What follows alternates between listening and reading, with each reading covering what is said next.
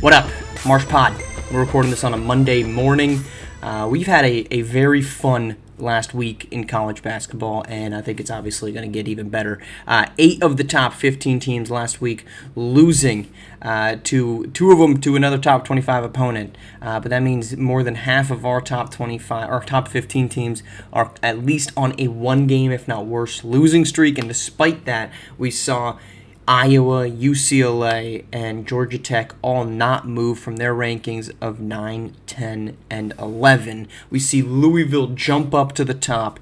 And last week, which is what I want to talk about, was a continuation of what we have found to be this 2 different tiers of basketball teams. Early in the season, it seemed like this top group was the one that couldn't lose, right? It was the teams that you felt confident in.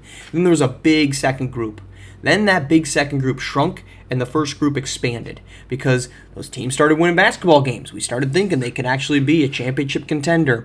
And then last week proved, nope, the initial thought, that small first grouping, that group of teams that's, in my opinion, 1 through 5, those are the ones that are real. And there's not a real big difference between 8 and 18 in the top 25. And I'll continue to make the point that I think there's not a big difference between 25 and 35 in college basketball. All of that is going to set up for what should be a very exciting hoopsteria. And it's going to be a very fascinating seeding process by the committee as they determine who should be ranked and at what seed. But as it relates to champions, there's one thing in particular that's worth looking at, and that is the Ken Pom magic formula. And if you're familiar with Ken Pomeroy, pretty much just ranks to analytics, ranks basketball teams, and 96% of the national champions over the last 20 years have come from this specific formula as it relates to Ken Pom ratings, with a top 21 offense and a top 31 defense. 96% of national champions have had a top 21 offense, top 31 defense. What's fascinating this season is that just 3 teams fall underneath that category, which, if you think about it, actually tracks pretty well with what we're seeing and what we saw last week. We feel pretty confident, at least I do, that the top 5 teams in the country are the teams that can win a national championship. Those are the teams that you stake a claim to and you say Duke, Alabama, Villanova, Texas, or Kentucky. If one of those 5 teams wins, I will not be surprised. That's the list right now. If you just look at body of work, you look at what you're going eye test, and you're going top 25, you're going the season that they've had. 5 teams, in my opinion, are legitimate national championship contenders. They are legitimate national championship favorites. Now, if somebody like UCLA or Georgia Tech were to win a national championship, would I be surprised? Not necessarily, but it would be even less surprising if one of those top 5 teams made the national championship and subsequently won. So when you look at the Ken Pom, and it says 96% of national champions fit this mold, and only 3 teams this season actually fit that mold, I'm actually not surprised, because that's what we've seen for the entirety of the year. So we're going to look at who those 3 teams are, but first, the most notable part, we're going to look at who the teams aren't. All right, we're going from lowest ranked all the way up to highest ranked. How about we start with St. John's, who comes in at number 18.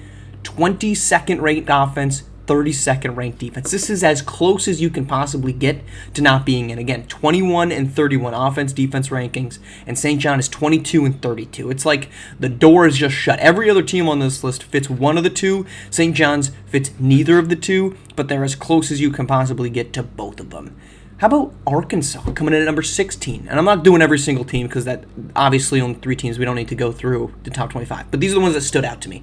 Arkansas, number 23 offense, just barely missing, but it's number 10 defense. So you can talk yourself into, hey, what if we move the bar just a touch and maybe Arkansas's offense comes together and they end up fitting that magic formula? We will look at this again right before the national champ or the Hoopsteria to see. But Arkansas, 23 and 10. How about number 15, North Carolina.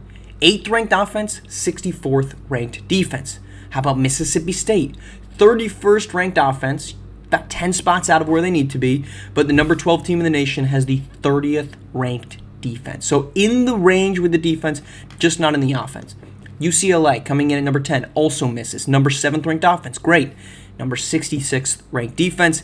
Iowa coming in at number 9, best offense in the country, 59th best defense. Moving along, Virginia Tech, 26th ranked offense, 5 spots out of making this thing. number 9th ranked defense, also missing. Louisville, number 23 and 43, they miss.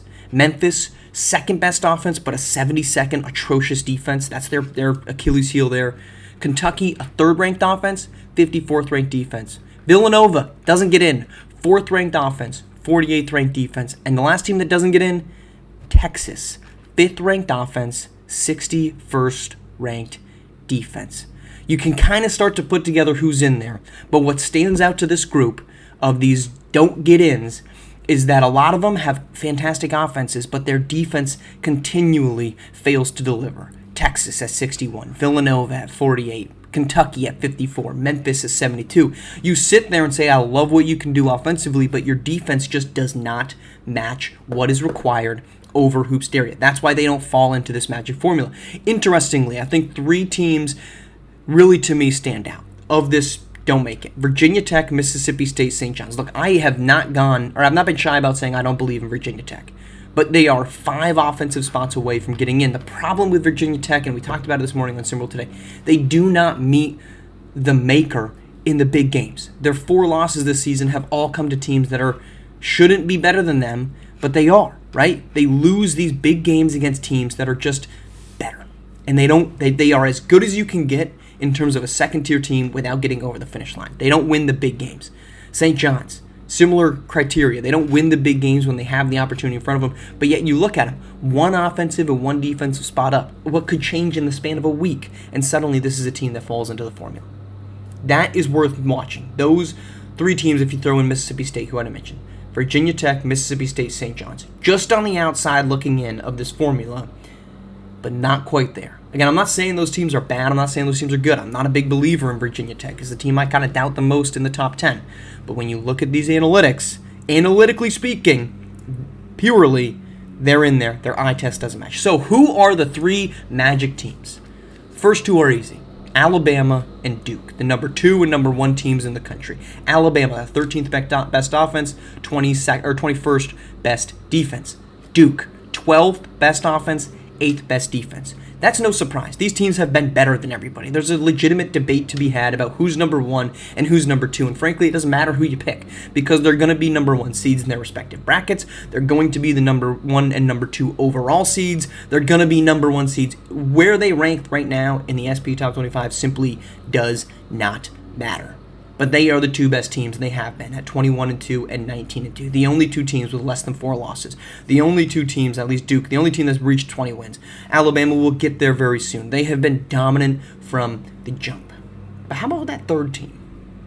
The 3rd team with the 15th best offense and the 17th best defense is Georgia Tech, who sits there at number 11. Who has been as high as number 1 at one point, who has been in the top 5, but their struggles late, I think they're 2-4 in their last 6 games, have really dumped them down in the top 25 rankings to 11, where they've been for 2 weeks in a row. But they've stood there. Their defense has been fantastic all season long. Their offense has been phenomenal all season long. Donta Walker is quickly becoming a guy that could be a top 25 or a top 15, top 10, maybe even top 5 guy in the SWBA draft. But their recent struggles have bumped them down a notch. But if you look at their overall track record from beginning to end, Georgia Tech has been a dominant basketball team. And if you look at their losses, really only one of them to Louisville at home, which is not a good one, the 101-71 loss, is the lone black mark on this team. You lose by 10 to UConn early on, so be it. You lose by 5 to Gonzaga, so be it. You lose by 4 to Louisville. You lose by 7 to Miami. You lose by 8 to North Carolina. Those aren't terrible losses for this team that now has 6 losses on the season. There's only one loss that stands out above the rest, and obviously that's the Louisville one where you lose by 30. Overall, though, Georgia Tech has looked like a top 5 team.